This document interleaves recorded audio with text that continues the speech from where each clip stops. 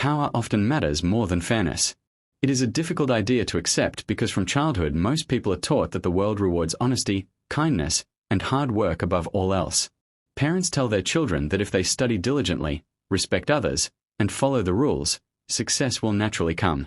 Schools reinforce the same lesson by praising obedience and discipline. Stories celebrate heroes who triumph because they are morally right, while villains are defeated because of their cruelty. These messages create a comforting belief that life is fundamentally fair and that justice eventually prevails.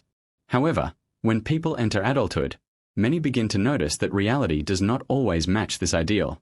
They see talented employees overlooked while politically skilled colleagues receive promotions. They watch influential individuals avoid consequences that ordinary people would face.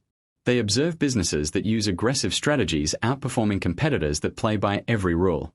These experiences raise an uncomfortable question. Does fairness truly determine success, or does power play a greater role? Power is the ability to influence people, shape decisions, control resources, and determine outcomes. It is not limited to governments or wealthy individuals. Power exists in every workplace, every organization, every community, and even within families. The person who controls information possesses power. The person who inspires trust possesses power. The person who influences public opinion possesses power. Money creates power, but so do knowledge, confidence, relationships, reputation, and strategic thinking. Fairness, on the other hand, is an ethical principle. It represents equality, justice, and impartial treatment. While fairness is a moral ideal, power is a practical force. Society admires fairness, yet daily events often demonstrate that power has a stronger influence on what actually happens. History provides countless examples of this reality. Nations have rarely become dominant simply because they acted fairly. Throughout history, powerful kingdoms expanded through military strength, strategic alliances, and economic influence rather than through moral perfection. Leaders who shaped history often combined intelligence with determination, persuasion, and sometimes ruthless decision-making. Whether people admire or criticize these figures, one fact remains consistent. Their ability to influence others mattered more than their commitment to fairness alone. History tends to remember those who possess the power to shape events, not necessarily those who deserved success the most. The same pattern appears in business. Many people believe that the best product automatically wins the market. In reality, success often depends on branding, marketing, timing, negotiation, and strategic execution. Two companies may offer products of similar quality, but the one with stronger leadership, better communication, and greater influence frequently dominates. Consumers do not always choose the objectively best option.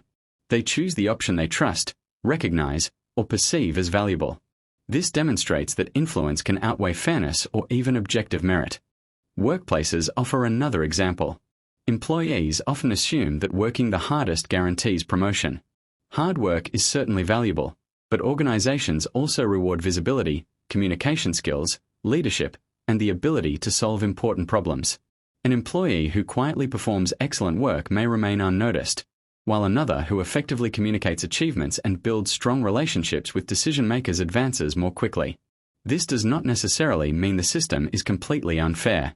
Instead, it illustrates that performance alone is not the only factor determining success. Influence and perception matter because organizations rely on people making judgments, not on perfectly objective measurements. This observation should not be misunderstood as encouragement to manipulate or exploit others. Recognizing the importance of power is different from celebrating dishonesty. Ethical leadership and personal integrity remain valuable qualities.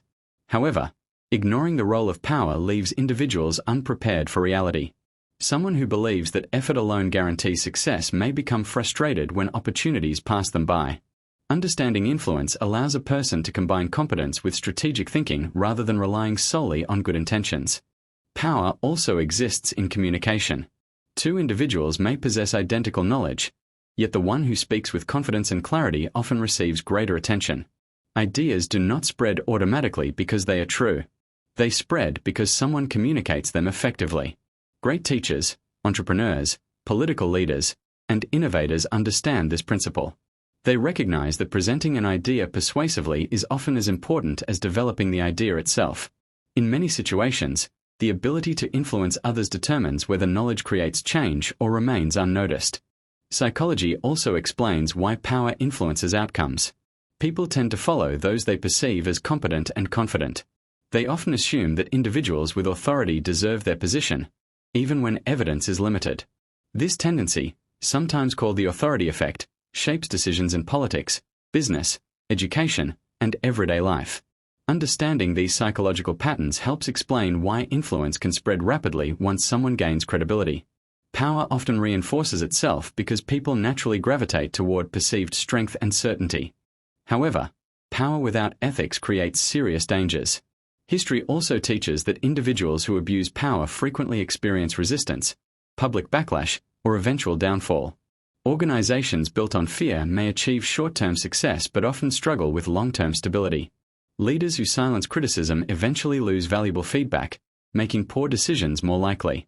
Corruption may provide temporary advantages, but it also erodes trust, and trust is one of the most valuable forms of power any leader can possess. Fairness should therefore not be dismissed as irrelevant. Fair institutions create stability, encourage cooperation, and reduce unnecessary conflict. People willingly contribute to organizations and societies when they believe opportunities are reasonably fair. Businesses with ethical cultures often attract loyal employees and customers. Governments that uphold justice generally experience greater public confidence than those relying solely on force. Fairness may not always determine immediate success, but it contributes significantly to long-term legitimacy and sustainable influence. The most effective individuals understand that power and fairness are not necessarily enemies. Instead of choosing one over the other, they learn to combine both. They develop valuable skills, communicate effectively, build meaningful relationships, and understand how decisions are made.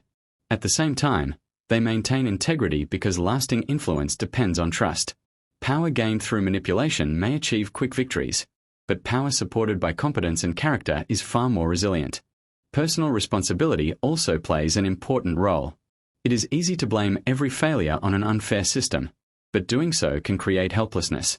While no system is perfectly fair, individuals still possess the ability to improve their position by developing expertise, expanding networks, strengthening communication skills, and learning strategic thinking.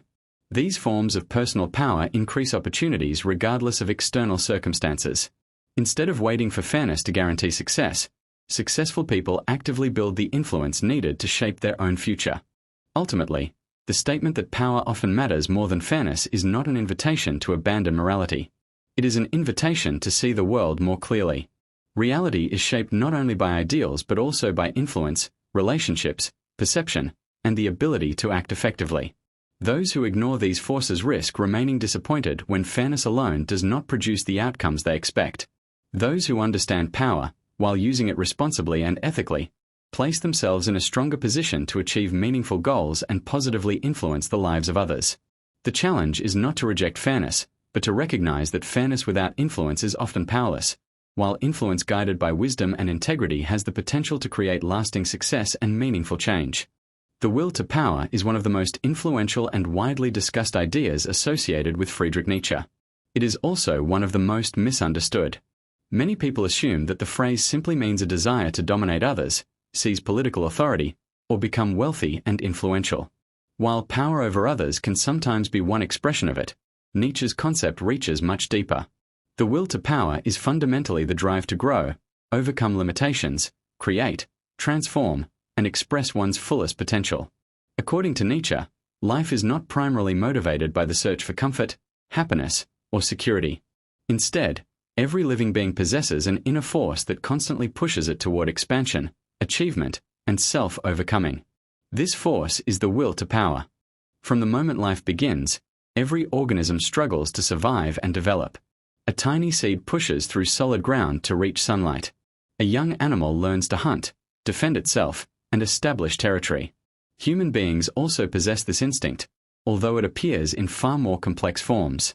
People seek knowledge, build careers, create art, invent technologies, establish businesses, and pursue ambitious goals because they are driven by an internal desire to become more capable than they were yesterday. Nietzsche believed that this impulse is not an accidental feature of life but its very essence. Life naturally seeks growth rather than stagnation. Modern society often teaches people that the ultimate goal is comfort. Advertisements promise easier lives. Technology removes effort from everyday tasks. Success is frequently portrayed as reaching a point where struggle disappears. Nietzsche challenged this entire perspective. He argued that comfort is rarely satisfying for long. Once basic needs are met, people naturally search for new challenges. Athletes voluntarily endure exhausting training. Entrepreneurs willingly accept financial risks. Scientists devote years to solving difficult problems. Artists spend thousands of hours mastering their craft despite uncertainty and criticism. None of these individuals are motivated primarily by comfort. They are driven by the desire to create, improve, and surpass their previous limits.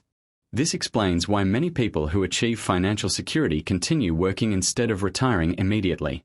Once survival is no longer the primary concern, another force emerges. Individuals begin searching for meaning, mastery, influence, creativity, and accomplishment.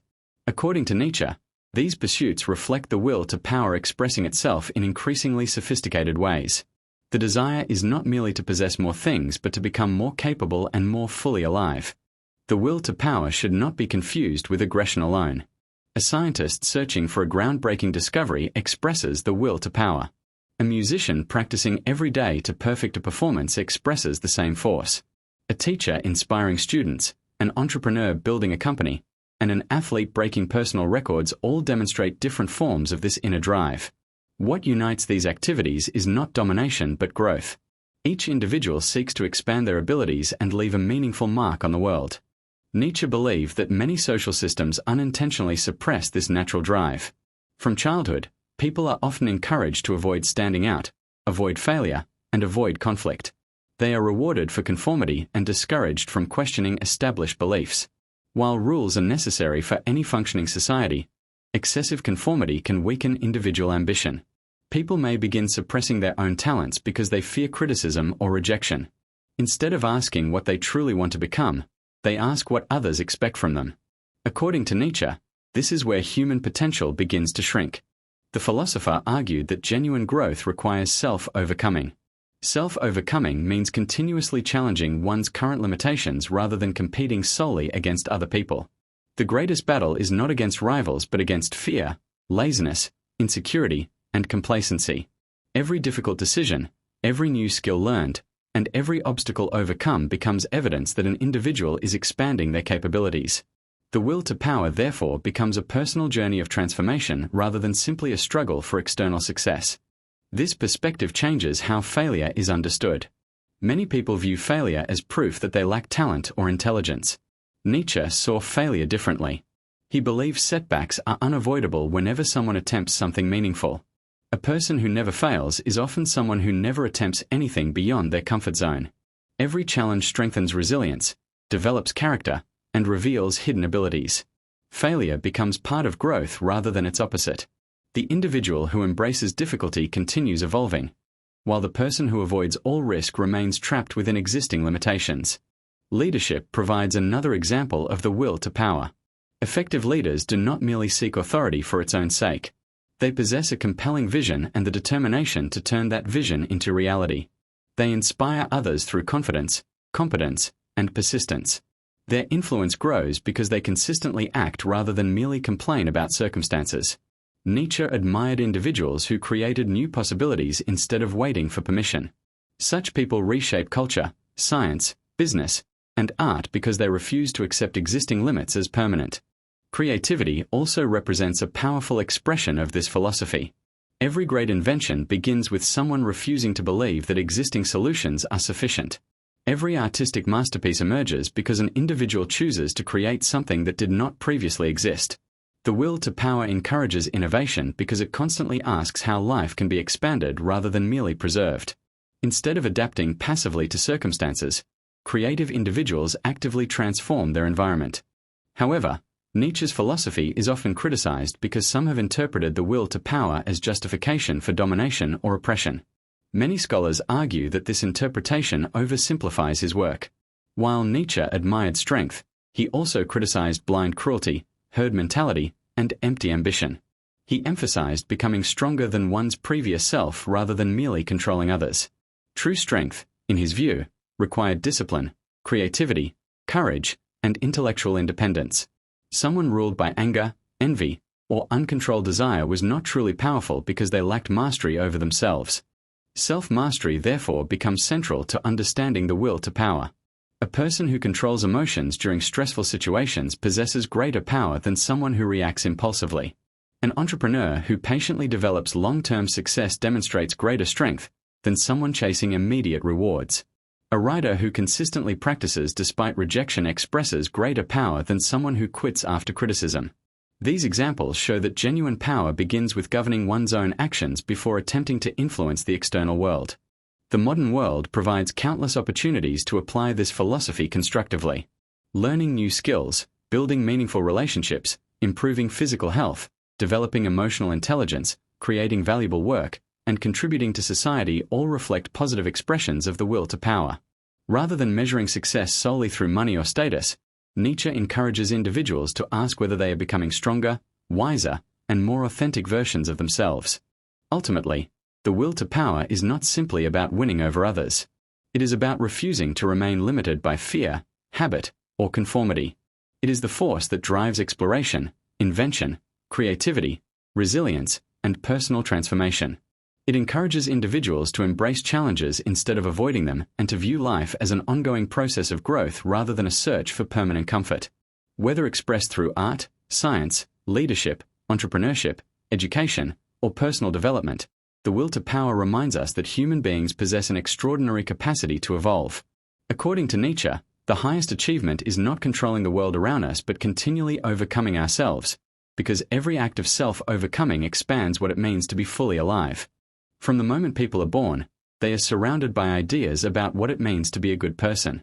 They are taught to share, obey authority, avoid conflict, respect traditions, and place the needs of others before their own. These values are often presented as universal truths that naturally lead to happiness, success, and respect.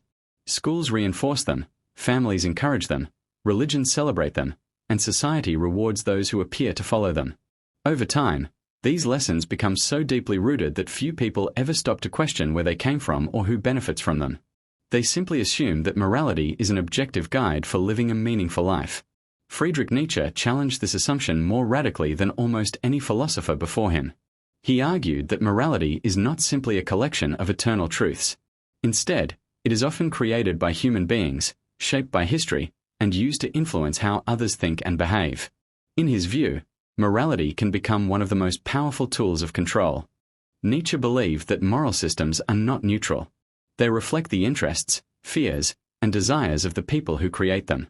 Rather than asking whether something is absolutely good or evil, he encouraged people to ask a different question. Who benefits from calling this behavior good? Who gains power when certain values are praised while others are condemned?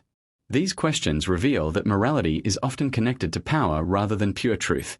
According to Nietzsche, many societies praise qualities such as humility, obedience, patience, sacrifice, and self-denial. These traits are often described as signs of virtue and moral excellence. At the same time, qualities like ambition, dominance, pride, competitiveness, and the desire for power are frequently treated with suspicion. People who openly pursue influence or seek to rise above others may be labeled selfish, arrogant, or dangerous.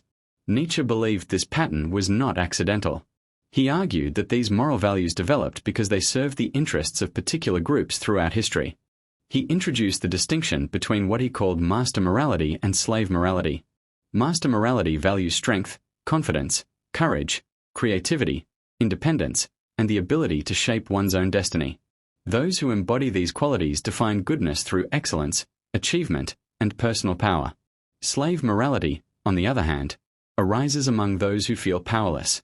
Unable to compete through strength or dominance, they redefine morality in a way that elevates their own characteristics. Humility becomes superior to pride. Submission becomes nobler than leadership. Weakness becomes virtue, while strength becomes something to distrust. Through this reversal of values, those without power gain moral authority over those who possess it. Nietzsche did not simply dismiss compassion or kindness. His concern was that these values could be used to suppress human greatness. If every ambitious person is taught to feel guilty for wanting more, then many will never fully develop their talents. If every strong individual is constantly reminded that seeking power is immoral, they may abandon their highest potential out of fear of social judgment. Morality, in this sense, becomes less about encouraging human excellence and more about maintaining social stability by discouraging exceptional individuals from challenging existing norms. History offers many examples of moral language being used to preserve existing systems of authority. Political leaders often appeal to justice, equality, or patriotism while acting primarily to strengthen their own positions. Religious institutions have sometimes preached humility and sacrifice to ordinary people while accumulating wealth and influence for themselves. Governments may speak of freedom while limiting dissent. Corporations may advertise ethical values while prioritizing profit above everything else. In each case, moral language helps create legitimacy. It convinces people that the existing order deserves obedience because it appears morally justified. This does not necessarily mean that every moral principle is false or that every institution acts dishonestly. Nietzsche's point is more subtle. He believed that people should always examine the hidden motivations behind moral claims instead of accepting them without question. Whenever society declares that something is unquestionably right or unquestionably wrong, individuals should ask whether those judgments also serve someone's interests. Fear plays an important role in this process. Many people obey moral expectations not because they fully understand or believe in them, but because they fear rejection, criticism, or punishment. Social acceptance becomes more valuable than independent thinking. Individuals learn to censor their own desires in order to fit into the expectations of the group. Over time, they may even forget what they genuinely wanted because they have spent so many years living according to standards created by others. Nietzsche believed that this conformity prevents genuine self-development. Every individual possesses unique instincts, talents, ambitions, and creative potential. Yet these qualities often remain hidden because people spend their lives trying to become what society expects rather than discovering who they truly are. They imitate accepted models of success instead of creating their own values.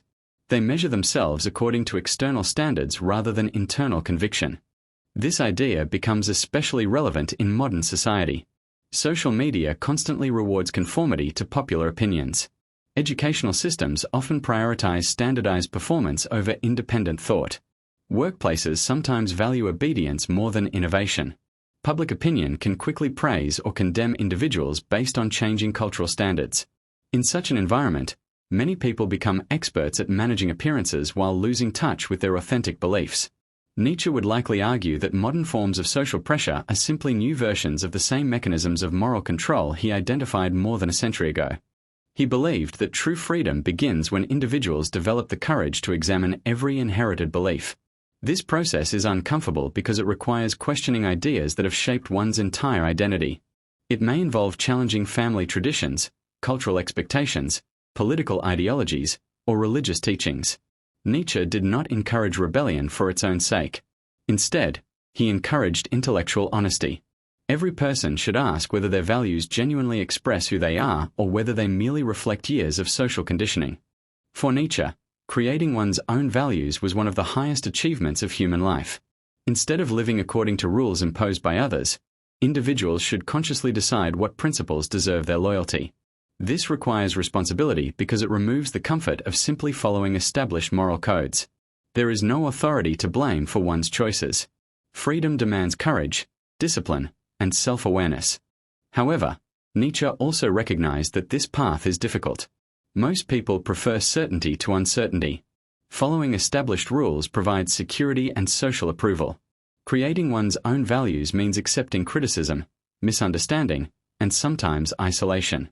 Yet he believed that genuine greatness has always required the willingness to stand apart from the crowd. The purpose of questioning morality is not to abandon ethics altogether. Rather, it is to understand that moral systems are created by human beings and therefore deserve critical examination. Some values may genuinely promote human flourishing, while others may merely preserve existing structures of power. Distinguishing between these possibilities requires independent thinking instead of blind acceptance. Ultimately, Nietzsche challenged people to become the authors of their own lives rather than passive followers of inherited beliefs.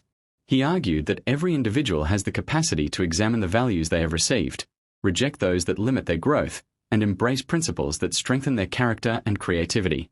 Whether one agrees with his conclusions or not, his philosophy serves as a powerful reminder that morality is never beyond questioning. Behind every rule, every virtue, and every social expectation lies a history, a purpose, and often a struggle for influence. Only by recognizing this can individuals begin to live according to values they have consciously chosen instead of values they have merely inherited. Power is not simply about physical strength, wealth, or authority. It is deeply connected to the ability to control yourself before attempting to influence anyone else.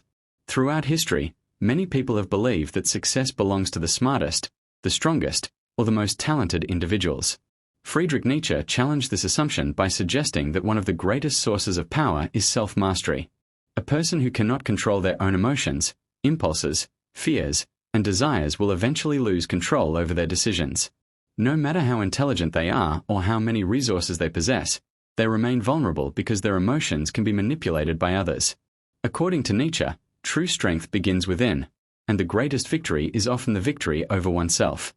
Most people spend their lives reacting rather than acting. They react to criticism with anger, to failure with despair, to praise with pride, and to fear with hesitation. Their emotions determine their behavior instead of their principles. Every insult changes their mood. Every obstacle weakens their confidence. Every opinion from others influences their decisions.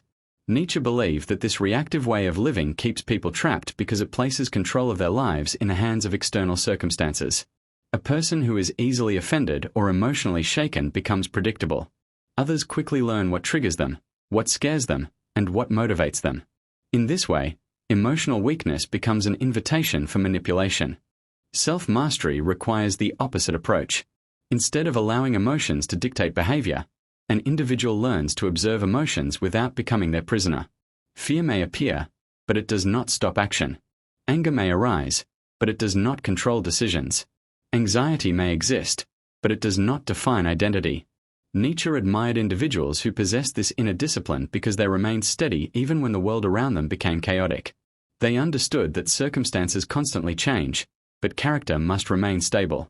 History repeatedly demonstrates that many of the greatest leaders possessed extraordinary emotional discipline. They did not always make perfect decisions, but they rarely allowed panic or impulse to determine their actions. Successful military commanders often won battles not because they had larger armies but because they remained calm while others lost control. Great political leaders frequently succeeded because they waited patiently for the right opportunity instead of acting out of frustration. Influential entrepreneurs often endured years of criticism before achieving recognition because they refused to let temporary setbacks destroy their long-term vision.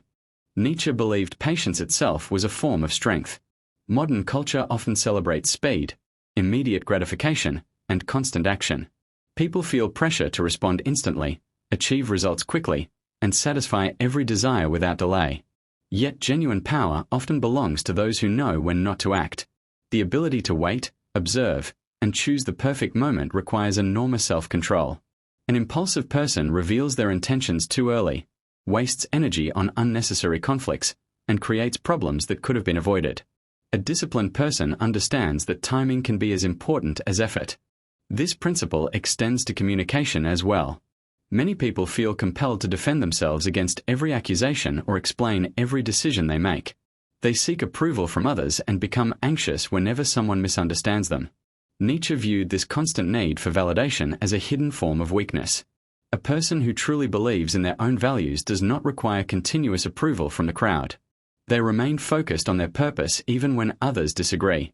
Silence, when chosen deliberately, can be far more powerful than endless arguments. Modern psychology supports many aspects of this idea. Research consistently shows that emotional intelligence, self-regulation, and delayed gratification contribute significantly to long-term success. Individuals who can manage stress, resist impulsive decisions, and maintain focus under pressure often outperform those with greater natural talent but weaker emotional control. While Nietzsche approached these ideas philosophically rather than scientifically, his observations remain remarkably relevant today. One of the greatest obstacles to self-mastery is fear. Fear of failure prevents people from pursuing meaningful goals. Fear of rejection stops them from expressing original ideas. Fear of criticism encourages conformity instead of creativity. Nietzsche believed that fear quietly shapes countless lives because people rarely recognize its influence. Instead of openly admitting fear, they disguise it as caution, modesty, or practicality. They convince themselves that avoiding risk is wisdom when, in reality, it may simply be self-protection. Another obstacle is resentment. Nietzsche argued that many individuals waste enormous amounts of energy comparing themselves to others, envying success, or blaming circumstances for their limitations. Resentment keeps attention focused on external enemies rather than internal growth. Every moment spent complaining about unfairness is a moment not spent improving oneself. This does not mean injustice does not exist. Rather, Nietzsche believed that dwelling endlessly on resentment weakens the individual because it shifts responsibility away from personal development. Self-mastery also requires honesty. Many people create comforting stories about themselves. They exaggerate their strengths, ignore their weaknesses, or blame others for every setback. Nietzsche believed genuine growth begins only when individuals confront reality without illusion. This means acknowledging personal flaws without self-pity and recognizing strengths without arrogance. Honest self-examination is uncomfortable because it destroys comforting fantasies, but it also creates the possibility of genuine transformation. Discipline forms another essential part of self-mastery. Inspiration is temporary, motivation fluctuates, and emotions constantly change. Discipline allows individuals to continue moving forward regardless of how they feel. Nietzsche admired people who cultivated themselves through consistent effort instead of relying on emotional enthusiasm. Great achievements are rarely produced by occasional bursts of inspiration alone. They emerge from repeated action performed with patience and determination over long periods. Self-mastery does not eliminate suffering. Nietzsche never promised an easy life. In fact, he believed suffering was unavoidable and often necessary for growth. The question was never whether difficulties would appear but how individuals would respond to them. Some people become bitter, fearful, or defeated. Others use hardship as an opportunity to strengthen character. The difference lies not in circumstances but in the individual's relationship with those circumstances. Modern society constantly distracts people from developing this inner strength. Endless entertainment, social media, consumer culture, and instant gratification encourage people to seek comfort instead of growth. Every uncomfortable emotion can be temporarily escaped through distraction. Yet Nietzsche believed avoiding discomfort weakens the individual over time. True development requires confronting challenges directly rather than escaping them. This philosophy also changes how success is understood. Most people define success through external achievements such as money, status, popularity, or recognition. Nietzsche suggested that these accomplishments have little value if a person remains internally weak. Someone may possess wealth yet remain controlled by fear. Another may hold political authority while being consumed by insecurity. External success without inner mastery creates fragile power because it depends entirely on circumstances that can disappear at any moment. By contrast, the person who has mastered themselves possesses something that cannot easily be taken away. Their confidence comes from character rather than applause. Their discipline survives failure. Their purpose remains steady despite criticism. Their decisions are guided by conscious principles instead of emotional impulses. This inner independence allows them to face uncertainty with resilience because they are no longer dependent upon constant approval or perfect conditions. Ultimately, Nietzsche believed the greatest battlefield exists within the individual. Every day presents a choice between impulse and discipline, fear and courage, resentment and growth, comfort and excellence. Those who learn to govern themselves gain a form of power that extends far beyond influence over others. They become capable of shaping their own lives according to values they have consciously chosen rather than emotions they happen to feel. In Nietzsche's philosophy, this achievement represents one of the highest expressions of human strength. Before anyone can hope to lead others, transform society, or leave a lasting legacy, they must first accomplish the far more difficult task of becoming the master of themselves. No matter how powerful a person becomes, history shows that power alone is never enough to guarantee lasting success. Every empire eventually declines, every influential leader faces challenges, and every dominant institution must confront the possibility of collapse. Friedrich Nietzsche understood that power is not a permanent possession but a constant struggle that demands growth, adaptation, and self-awareness. The same qualities that allow a person to rise can also become the reasons for their downfall if they are not balanced with wisdom. This is one of the most important lessons found throughout history. Victory is never final, and the pursuit of power without self-reflection often leads to destruction. Many people assume that reaching the top is the hardest part of success. Nietzsche would argue that staying there is often even more difficult. Climbing requires ambition, courage, and determination, but remaining at the top demands discipline, restraint, and the ability to continue evolving. The moment a person believes they have become untouchable, they stop growing. Confidence slowly transforms into arrogance. Vision turns into stubbornness. Strength becomes recklessness. At that point, decline has already begun, even if success still appears impressive from the outside. History offers countless examples of this pattern. Great rulers who conquered vast territories often believed their victories proved they could never fail.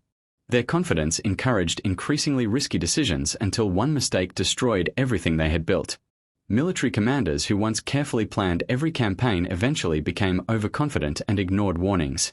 Business leaders who transformed industries sometimes believed they were incapable of making poor decisions, leading them to take reckless risks that ended their careers.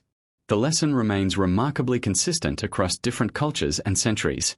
Success can become dangerous when it convinces people that they no longer need humility or self-examination. Nietzsche believed that life itself is a process of continuous becoming rather than reaching a final destination. There is no permanent state of perfection. Every achievement creates new challenges. Every victory introduces new responsibilities. Every period of stability eventually gives way to change. Individuals who fail to recognize this reality become trapped by their own past success. Instead of adapting to new circumstances, they attempt to repeat old methods, believing what worked before will always work again. The world, however, never remains still. One of Nietzsche's central ideas was that individuals must continually overcome themselves. This concept goes far beyond defeating competitors or accumulating influence. Self-overcoming means refusing to become satisfied with yesterday's achievements. It means recognizing that the greatest enemy is often the older version of oneself. Every accomplishment should become the foundation for further growth rather than a reason for complacency. People who stop challenging themselves gradually lose the creative energy that originally made them successful. This idea applies to every area of life. An entrepreneur who builds a successful company cannot assume innovation will continue automatically. A writer who produces a best-selling book cannot rely forever on past accomplishments. An athlete who wins championships cannot stop training simply because they have already proven their abilities. The same principle applies to personal character. A person who develops discipline must continue practicing it. Someone who becomes courageous must continue facing new fears. Growth is not a single event but a lifelong process. Another danger Nietzsche recognized was the temptation to become consumed by power itself. Power can easily become addictive because it offers influence, recognition, and control.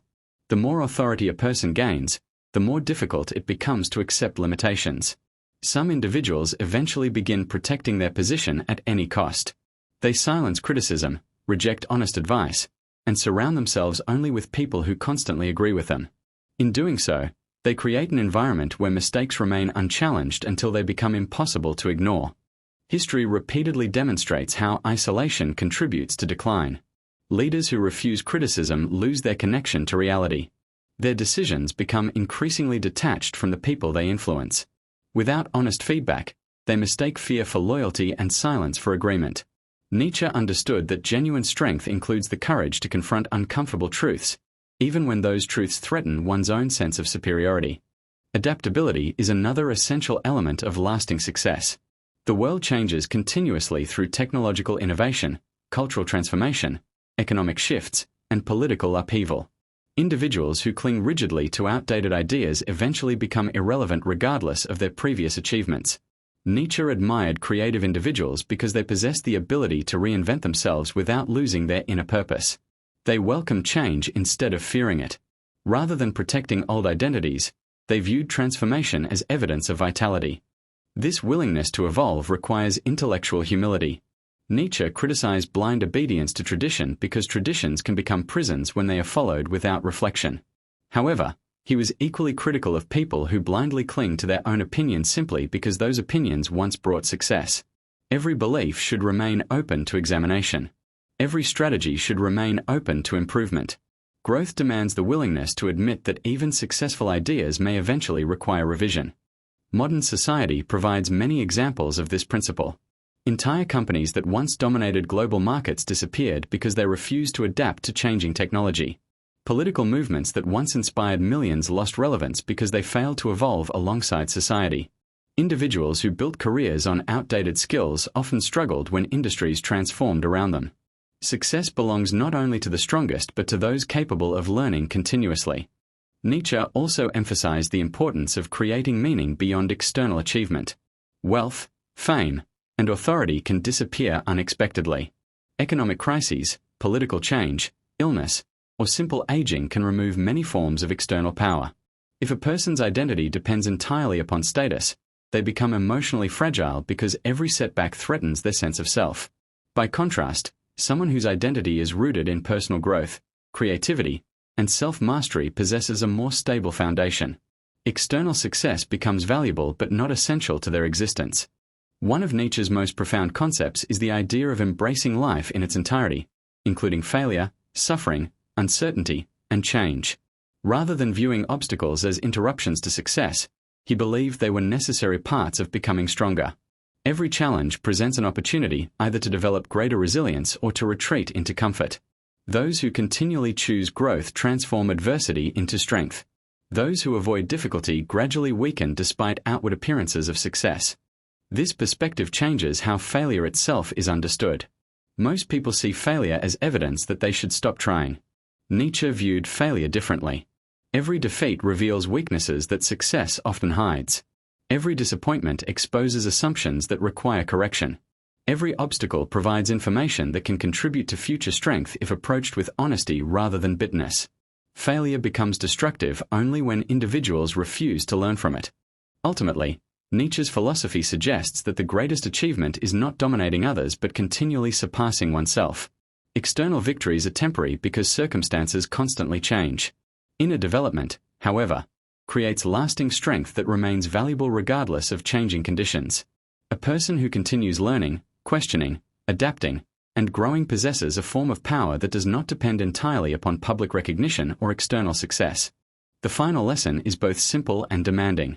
Rising to power may require intelligence, ambition, courage, and determination, but preserving that success requires something even greater. It requires humility without weakness, confidence without arrogance, discipline without rigidity, and the willingness to remain a lifelong student even after achieving greatness. Those who stop growing begin declining whether they realize it or not.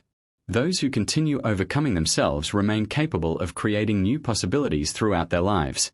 In Nietzsche's vision, true greatness is never a destination reached once and for all. It is an endless process of transformation, where every victory becomes the beginning of another challenge and every challenge offers another opportunity to become stronger than before.